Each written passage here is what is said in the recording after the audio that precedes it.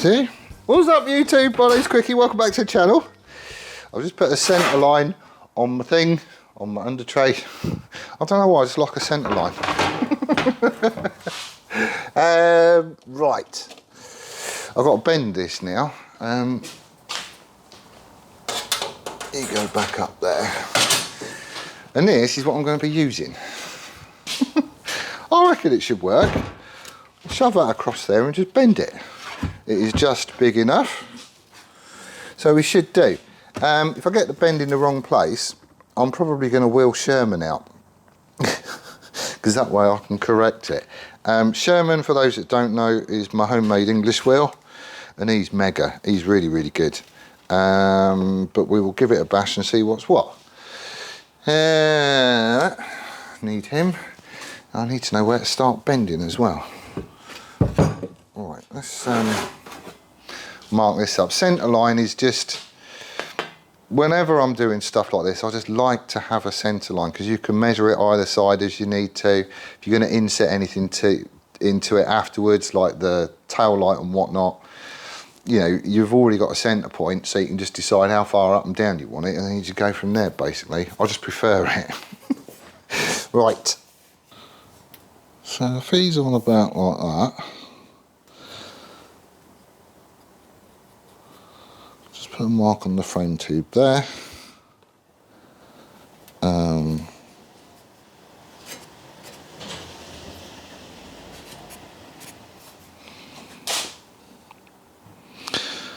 it is pretty much on that one where it starts.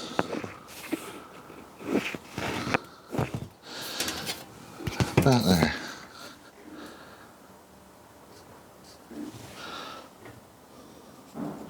These little marks is just so I can stick it back in the same place again afterwards. Right, let's see if I can't set this up. Right, I just want to find out what angle I'm bending it to. So if I stick something flat across there, this is just clamped onto the top of the frame just because I know that that's all good. I'll stick this on here and zero it. Zero.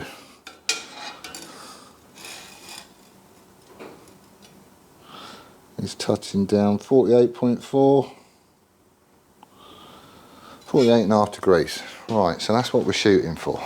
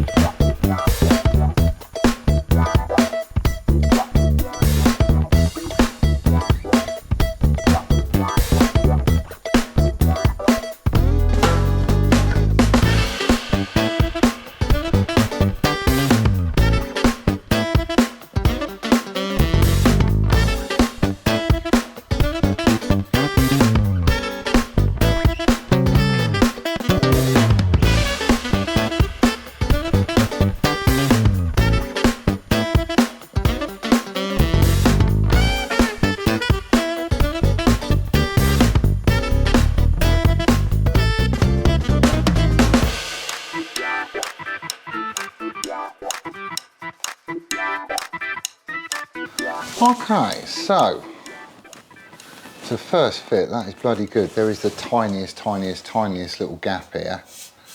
But if you gently push him in, this is all going flat, which is ideal. There's a tiny bit up there, but I think the whole thing just needs to go that way, just a tiny bit.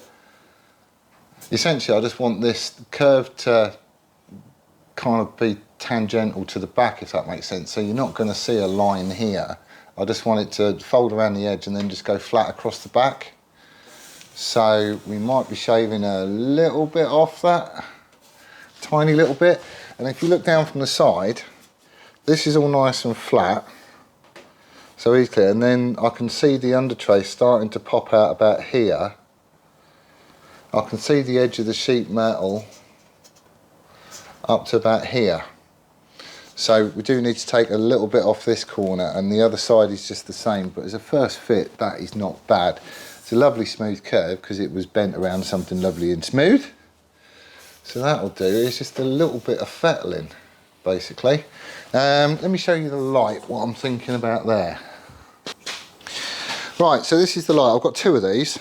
One that I'll just use for mock-up because it's all scratched and nasty and everything else, and I've got another one in bubble wrap up there. But essentially it's got two elements in it. Don't know if you can see that. So there's three sections there, which is on one element, and there's three more sections there, which is the other element. Three wires come out the back of it.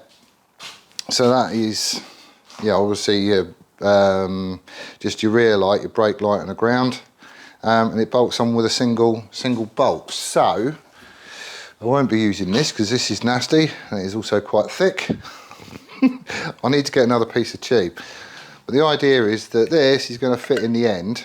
Try and get an end which is round. Neither end is round, and it's burred up and everything. But essentially that is going to get shoved in the back of it. This will be plated off with a hole in the middle to secure that, and another hole for this lot to come through. So it's going to get plated off, and you just have your three wires coming out the back of it and a nut on the end. We'll drill a hole at an angle so this can be set in so it's level, and then I'll just chop this off so it's flush and flat here. So literally the bottom of the light is going to be just inside this under tray, and then but the top will be recessed a bit more because obviously this is at an angle. So that's the idea. I need to get something with an ID of 62mm just to take that, and a wall thickness of probably 1mm, the same as that, or 1.2. I need to have a look online, see what I can find. This might look like a dead noddy way of doing stuff, I get that. But you can bend anything around anything, as long as it's, you know, basically the right shape. This is thinner than the radius that I need. It's not as chunky. But with this sort of stuff and sheet metal, as you bend it, it's never going to form exactly that shape. It's always going to spring back a little bit and be a bit bigger. So it works a treat. The only hard part about doing it is getting your bend to start in the right place. You can mark it, but as you're feeding it underneath here, it's like, okay, well, I can't see my mark anymore because it's underneath there. So what I tend to do is to put a mark in it either side so I know basically where it needs to be. Put a bit of a bend into it, then offer it up, and you'll see, okay, am I in the middle of the bend, at the start of the bend, or at the end of the bend? And then you just have to kind of shuffle it forwards and backwards to the right place, and then put a little bit more of a bend in it. But you can feel where you get that first curve in it, you can kind of feel it engage with, in this case, the fire extinguisher, but whatever you're sort of bending it around. So if you move it a little bit more and then give it another bend, you kind of correct the bit between the contact point now and the original bend that you actually put into it. That's probably the worst description ever, but you can sort of tweak it, is what I'm trying to say. I could have dragged out Sherman. I could have done it on the English wheel, which is easy enough. Only thing with an English wheel is, in this case, you would have to use the rubber band on it. So you've got the big wheel, and then you can put a rubber band essentially that goes around the big one at the top. So you're just using the anvil at the bottom. And what that does is only bends the metal in one direction, and that's to the shape of the anvil underneath it. So essentially I would have been going side to side on this one with an anvil of whatever curve that I wanted. And it would keep the thing flat. If you don't have the rubber band on it and you start rolling it, it tends to roll it in two directions. So you've got the anvil which as you're looking at it goes that way, but then you've also got the big wheel that way, so it would tend to curve like that. So that's why I use a rubber band basically. Who was it I saw that from? Lasse Metal Shaping. Little fella, he's dead good at this. He is dead good. Anyways, right, I need to mark that and start shaving little bits off. Alright, so the way I tend to do this, because I only need to take a very small amount off, and you are probably not even going to see this. But if you hold the Sharpie at sort of 45 degrees, and sort of halfway along the tip, if that makes sense, you just sort of dig that into the edge of your metal and draw your line. You end up with like a 1/2 mil stripe all the way around it, depending on how hard you push. And literally I just want to take off 1/2 mil each side, then offer it up again and see how we are, because it doesn't matter if there's a tiny little gap. It really doesn't. You're going to fill that with weld anyway. But I don't want to take too much off. See, I didn't take that bit off, did I? No. I don't want to take too much off, just because it's really hard to put it back on again if you go too far. So just a little reference line like this. And then with the finger sander or file or something, I'm just going to take that line off so it basically disappears, offer it up again, and if I need to take a little bit more then I'll just do that, but it just means I'm taking off the same amount on each side, and hopefully we don't get any surprises. Right, that'll do. Sweet. Right, it's 12 o'clock. I need to chip off and get the giveaway video sorted because there's an update coming up on that. But I could just come back and carry on with this tomorrow. So, I'll be back. Get on. Longer chain's turned up. Sweet. I will stick that on later on and just, you know, make sure I've got the right length. Yes, I'm still looking. No, I haven't found them. I've started making some replacement engine mounts, and I just know as soon as I make them they're going to turn up. So if you see anything that sort of looks a bit like that, mind you, I mean it's pretty much made now. All it needs is a hole and a flat and that with a bit of shape sticking on there. So it's no biggie, but it, you know, I'll miss them. Right, what was I doing? Oh, yeah, under tray.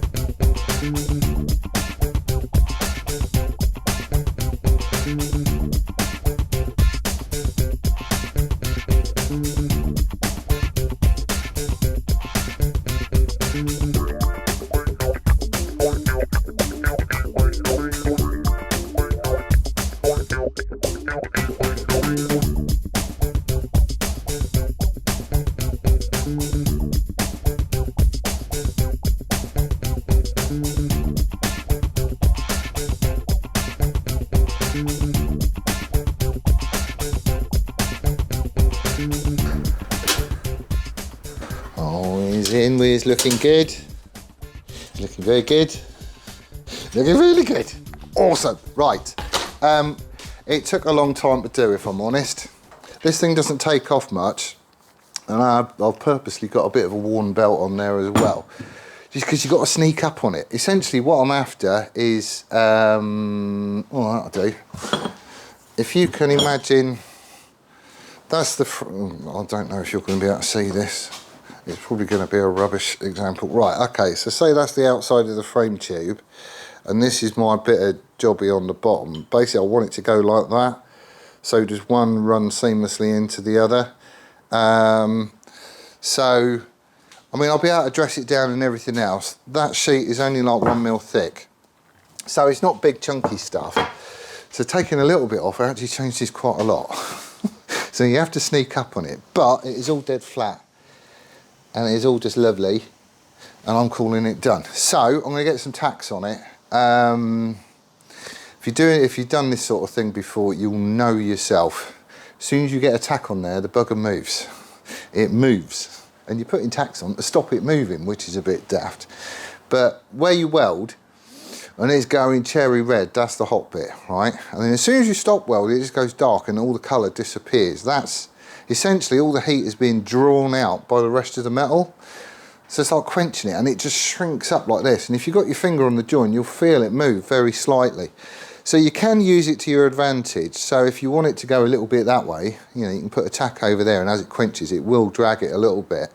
And then once you've got quite a few tacks on, it don't really move that much. So we'll probably start here, we'll get one up the top, make sure everything's all pushed down a square, and then we'll get one either side and then one either side. We'll just keep going until it's all tacked in, and then it's just going to be stitch welded.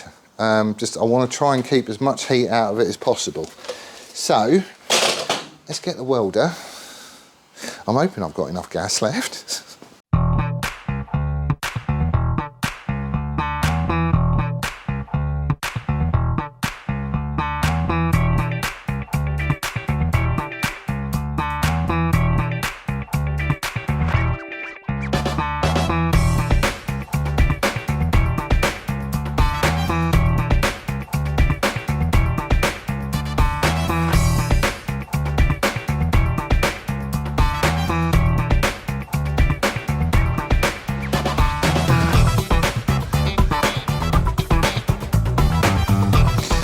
Right, ease in. It does actually look quite good. That came up all right. It really is just a case of slow and steady, but you know, you just tiny little tacks, no heat. And it's fine. It's not warped or buckled or anything. We're all nice and flush. So all I'm going to say, I'm desperately low on gas. I need gas. So I'm not going to do all the full welding or anything else yet. Literally, when I come to weld it, I'm just going to be filling in the gaps. You know, a series of little dots and stuff. A series of tacks just to carry it all around. I just don't want to buckle the under tray because it's really thin sheet. It's only a mil. If you buckle it, you're going to see it. So we're just going to take our time, do it one tack at a time, dress it all up. If there's any little voids, they'll get filled and, you know, DA'd down and they'll all disappear. But I just want it to be one smooth looking piece, basically, at the end of the day. So I'm happy with that. So what I'm going to do is let all that cool off. And I'm going to have a go at this. I can't get any tube. I've got to try and make this work.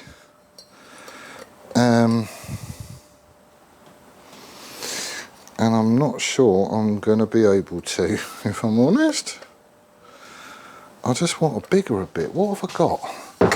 I must have something. That's massive.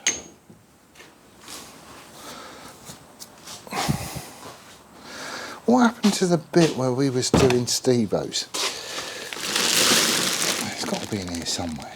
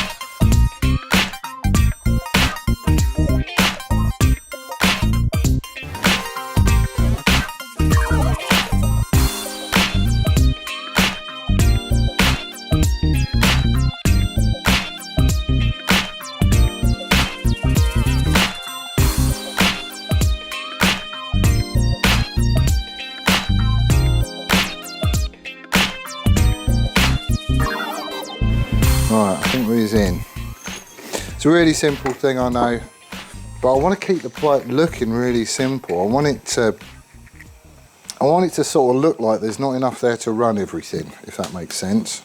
Oh, hello, that was a washer. Where you gone? I'll probably find it next to the engine mounts. Right, this might work. Thing is, because I trimmed all this lot up, that centre line ain't necessarily the centre line anymore. So with a centre finder, which this is probably the dumbest way of doing it, but it's going to get me close. Come on, Sharpie.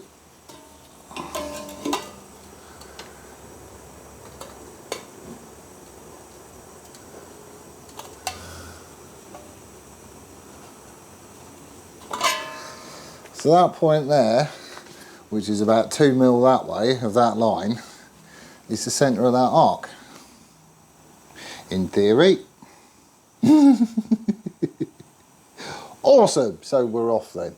However, if I get my thing,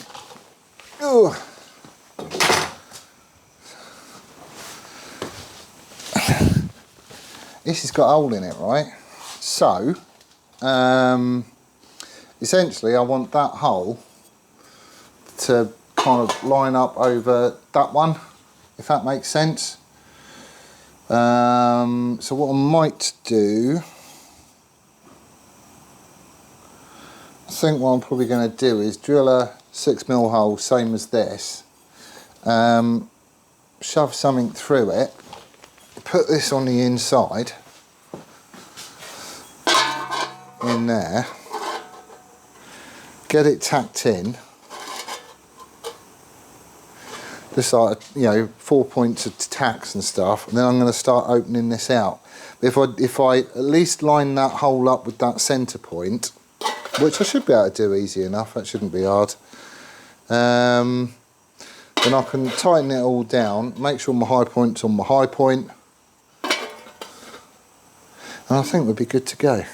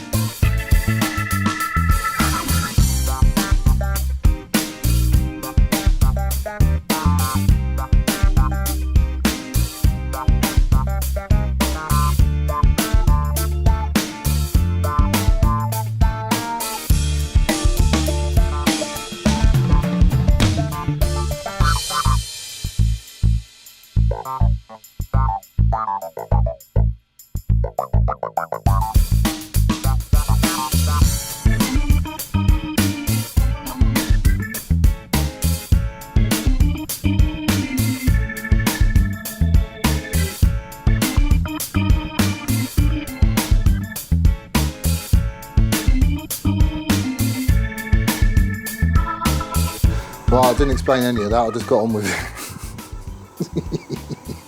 Time is precious, it's 2:30. Right, so essentially I need to mark it on this side, but all my workings out is on that side, and I need to move them over here.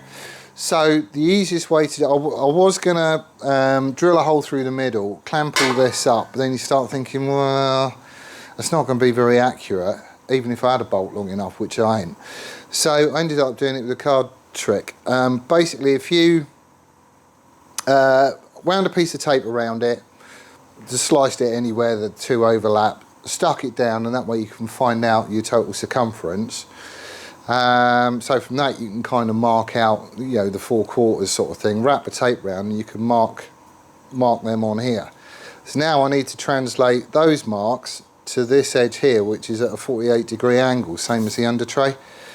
So just wrap a piece of card around it to length, and mark the card with these 4 points, and then if you undo the card and fold it sort of into 4 points, you know, 4 equal pieces, using those marks as a fold line, then you can wrap the card back around here, chop that off, and wherever the line comes up, that's your mark. So on here I've got my north, east, south, west, but just on the slopey bit. So given that my centre line is like shifted a tiny bit, essentially just stuck that on the outside, marked the two to the sides, top and bottom, and then I've just drilled holes. So now I can see my points on here, so it's just a case of lining up these marks with those marks, so the holes are sort of equally spaced like that, and we should be good to go. I can tack it on from the back here, and the heat signature of the tacks that I put round is going to come through on the back, so I'll sort of know where to trim up to. And I'll just get the die grinder and start having at it and go easy, and we should be in. But at least that way I know it's central, and I know it's square, and I know it's, you know, it's all good basically. So he's going to go like that, I reckon. Something like that. Right, yes, it looks horrible at the minute, but bear with me.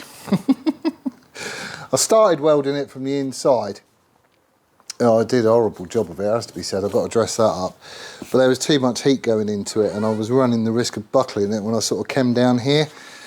So I need to dress all this bit up. So literally I've just gone around, put a whole load of tacks in, chain drilled it on this side inside that heat signature, and now I'm just whittling it out with this. It is noisy. These things just stick in everything. It's not pleasant, but it needs doing. Right, I've had to stop there because I've run out of welding gas. But you get the idea. I still need to trim a little bit out here. It is really awkward to do, you know, without being able to turn the bike upside down. I can't get in and see. But yeah, there's a bit there that needs to be whittled out, and then I'm just running a bead of weld around here and dressing it down, so there's a little bit of a radius, but not much. I need to sort out all in here as well. That's a bit blobby and it's not welded all down the side, but there is no buckling to it anywhere. Put a flat edge anywhere and it's absolutely cock on, which is peachy. So anyway, once I've got welding gas, because I still haven't found them, I'll be making my engine mounts. Basically that's going on there, and that's bolting to the engine, and this bit is bolted to the frame. I've got everything I need to do it, so we might as well. John Allen, he also gave me this chain slider, I don't know what you call it. Is it a chain slider? Chain guard? I don't know. Anyway, I don't think this is a 1200 Bandit, but I can butcher it and shove it on there and just make sure everything is going to line up and be how it needs to be, basically. I don't know if I can use it. It is a new one, basically, but, you know, we'll give it a go. At least that way I could throw the chain on, make sure it's the right length, make sure everything lines up, and we are in. We are in. So once I've finished that up and I've done that, I'm not sure what I do now. Do I start on the airbox? Well, I could do, because the engine would be in the right place then, wouldn't it? Ah, see, cunning plan. But anyway, that's where I'm going to leave it for this one. Thank you ever so much for watching, and for all the people that are chipping in on the giveaway, you know, the funding of funding of the bike and helping out. Thank you ever so much for all the contributions. It really is going to make a world of difference. I've already got a shopping list, and I've already started getting a few little bits and pieces, but I'll be doing another update video during the week just to let you know where we are, basically, because we've got a few new people. I'll need to say thank you to them. But anyway, that's where I'm going to leave it for this one. Thank you ever so much for watching. I hope you're well and staying safe, and we'll see you on the next one. Laters!